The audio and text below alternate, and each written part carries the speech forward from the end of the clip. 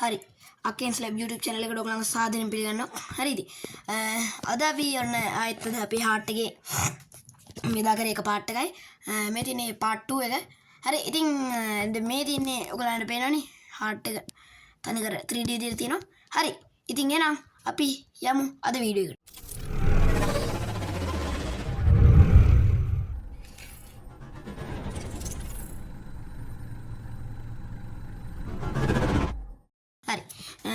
මේ ඔයගලන්ට පේනවා අපි අරන් තියෙන මෙතන හાર્ට් එකේ 3D image එකක් අරන් තියෙන්නේ. ඔයගලන්ට පේනවද මේ හાર્ට් එකේ තියෙන්නේ? මේ විදිහට තමයි මම එදා කිව්ව ටික ඔයගලන්ට මතකයිද? හරි එහෙනම් අපි බලමු අපේ හાર્ට් එක. හරි මේ තියෙන්නේ අපේ සංස්ථානික මාධමනේ. එදා මම ඒක කිව්වා ආදර මේ තියෙන්නේ. උනාට වම් පුප්පුසිය දමනේ මේ තියෙන්නේ. නම් වම් පුප්පුසිය දම. සෝරි. මේ තියෙන්නේ. තේරුණාද මේ තියෙන්නේ? අපේ හෝල් හાર્ට් එක. ඒතර මෙතන තියෙනවා මෙහෙම. අපේ කෑලි හાર્ට් එකේ. ඒතර මේ ඔය තියෙනවා. හරි දැන් අද අපි ඒක ගැන මේ කතා කරන්න යන්නේ. එදා අපි අන්තිමට කතා කරේ රුධිර කේශනාලිකාවල මේකනේ වේව් වෙන්නේ. අපි රුධිර කේශනාලිකාව මේ ඇතුළ කතා කරන්නේ නැහැ නේ කේශනාලිකාවල දමලි වල. හරි එහෙනම් අපි අද ඒක ගැන කතා කරන්න යමු. මේ ඉතින් ඕගලන්ට පේනවද? අපි බැලුවොත් මේ තියෙන්නේ දමනිය. සෝරි ශිරාව. හරිද? මේ ශිරාවේ නිල් පාටට තියෙන ශිරාව රතු පාටට තියෙන අපේ දමනිය. තේරුණාද? එතකොට මේ ශිරාවෙන් මොකද්ද කරන්නේ? ශිරාව වලින් කරන්නේ මේ අපේ ඇඟ පුරා දුවලෙන අපිරිසිදු රුධිරය කියන්නේ ඔක්සිජන් රහිත රුධිරය හાર્ට් එකට ආයි ගෙනල්ලා පොම්ප කරලා දමනි මගින් ආයි එළියට යවන්න තමයි මේක තියෙන්නේ. හරිද? එතකොට මේතර තියෙනවා මේ පේනවද මේ තියෙන කේශනාලිකා මේ චූටියට තියෙන මේ පේන්නේ නැතුව ඇති. ඔය තියෙන කේශනාලිකා පේනවද? එතකොට ඔය කේශනාලිකා ගොඩාක් එකතු වෙලා තමයි ශිරාවක් හැදෙන්නේ. එතකොට මෙතන තියෙනවා පේනවද දමනිකා ඉන්න පොඩ්ඩක්. මේ තියෙන දමනිකා පේනවද? මේ තියෙන දමනිකා. මේ තියෙන දමනිකා. මේ මම මේ දාලා තියෙන දමනිකා. එතකොට මේක මේ දමනිකා ගොඩාක් එකතු වෙලා මේ චූටිය පේනවා වැල් වගේ ගින් තියෙනවා. ඕවා ගොඩාක් එකතු වෙලා තමයි එක දමනියක් හැදෙන්නේ. තේරුණාද? ඔය දේ ගොඩාක් එකතු වෙලා තමයි එක දමනියක් හැදෙන්නේ. හරි. එහෙනම් අපි දැන් අද කතා කරමු අපි කේශනාලිකාව එදා මම ඇතුළ ගැන හරියටම පැහැදිලි කරේ නෑනේ. හරි එහෙනම් අපි යමු අපේ කේශනාලිකාවලයි ඒ ඇතුලේ කොහොමද තියෙන්නේ කියලා වලයි අපි කතා කරන්න යමු. හරි මේ තියෙන්නේ අපි පේනවා අපේ දමනි ශිරායි කේශනාලිකාවල view එක.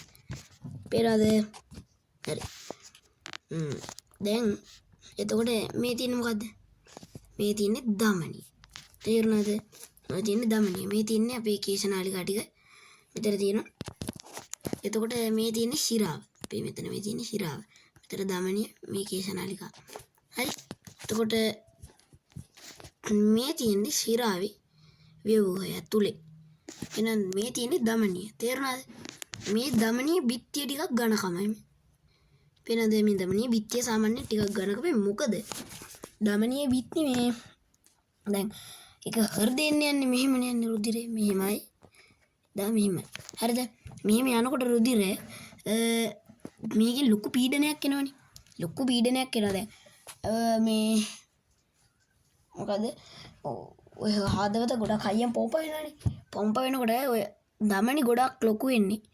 උතනින් එන පීඩනේ දරා ගන්න. තේරුණාද? එතකොට ඕක ගොඩක් මේ ඇතුලේ තෙල් තියෙනවා. ඒ වගේ මේ ඕක පොඩ්ඩක් මහත්තට වෙනවා. මේ තියෙන්නේ ශිරාව.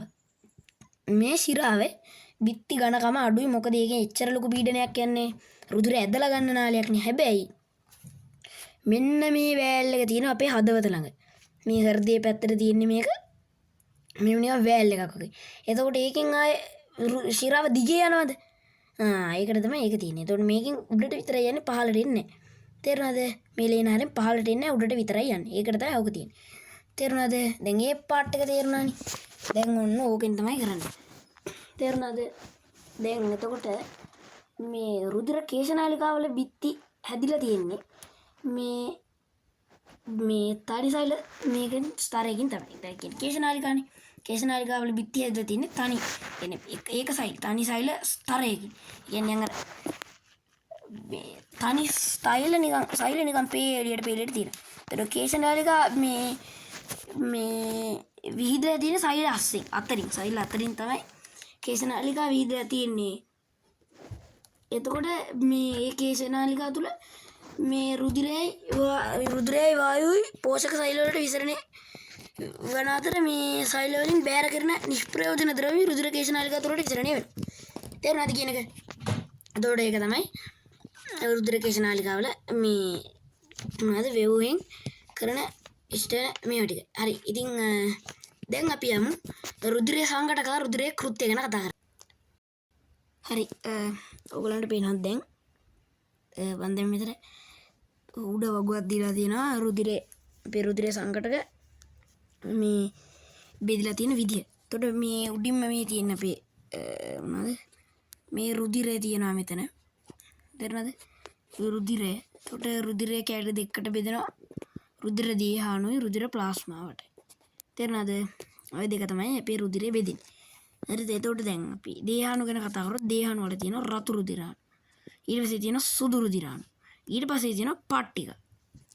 ප්ලාස්මේ ගත්තොත් ප්ලාස්මේ තියෙනවා ජලයේ ද්‍රව්‍යද ජලයේ අද්‍රව්‍යද. තේරුණාද? එතකොට මම මේ ෆොටෝස් දෙකක් පහලින් දීලා තියෙනවා. මේ තියෙන්නේ අපේ සම්පූර්ණ මේ රුධිර ප්ලාස්මේ දෙකම එකට එකතු වෙච්ච මිශ්‍ර වෙච්ච රුධිර සාම්පල් එකක් තමයි මේ තියෙන්නේ. එතකොට මේ ඔයගලන්ට පේනවද මෙතන මේ පොඩි කහ පාට කොළ පාටක් වගේ නියම් පාටක් තියෙනවා. ඕක තමයි රුධිර ප්ලාස්මේ කියන්නේ. තේරුණාද? දැන් අපි ඊළඟට බලමු රුධිරේ ඔය කෑලි ඔය රතු රුධිරාණු සුදු රුධිරාණු රුධිර පට්ටිකවල ඔය ටික අපි හරි. එහෙනම් ඉතින් මට අද ඔච්චර කතා කරන්න වෙන්නේ. හරි. එහෙනම් අපි මේකේ part 2 එක මං ගෙනාවා. හරි. එහෙනම් ඉතින් අපි ඊළඟ දවසේ මේකේ part 2 එක ගේන්න බලනවා. හරි. ඉතින් එහෙනම් මේ කේස්ලා YouTube channel එකට ආවට ඔයගොල්ලන්ට ගොඩාක් ස්තුතියි. හරි. ඉතින් එහෙනම් අපි අදට යනවා. හැමෝටම bye. සුබ දවසක්.